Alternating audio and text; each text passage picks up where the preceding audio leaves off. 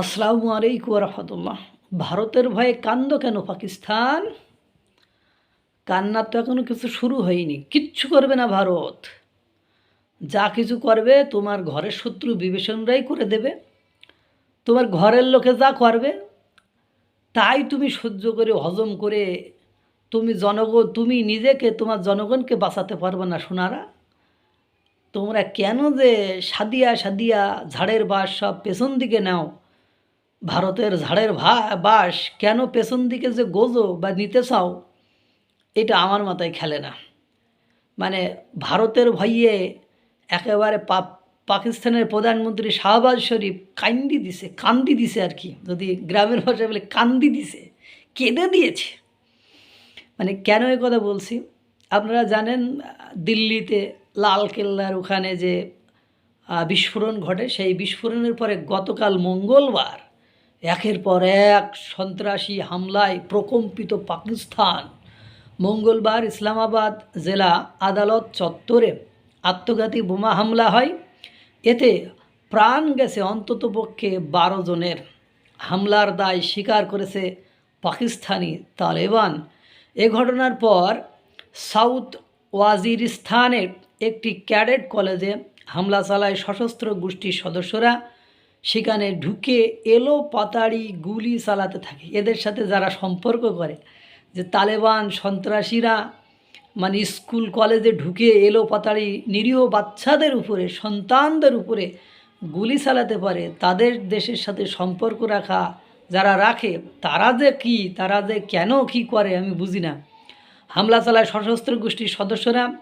সেনা অভিযানের পর উদ্ধার করায় শিক্ষার্থী সহ সেখানকার উপস্থিত কর্মকর্তা কর্মচারী শিক্ষকদেরকে। এদিকে সন্ত্রাসী হামলার ঘটনার পেছনে ভারতকে দায়ী বলে অভিযোগ করেছেন পাকিস্তানের প্রধানমন্ত্রী শাহবাজ শরীফ। আফগানিস্তান থেকে ভারতের প্ররোচনায় খারিজি বিদ্রোহীরা এই হামলা চালিয়েছে বলে বলে বিশ্বের জন্য ভারতকে ঘৃণা করার আবার প্রস্তাবও দিয়েছে শাহবাজ শরীফ, এবং বলেছেন এখন ভারতকে ঘৃণা করার সময় এসেছে। আহা হা, শোনা কান্দ কেন, জানান শাহবাজ শরীফ।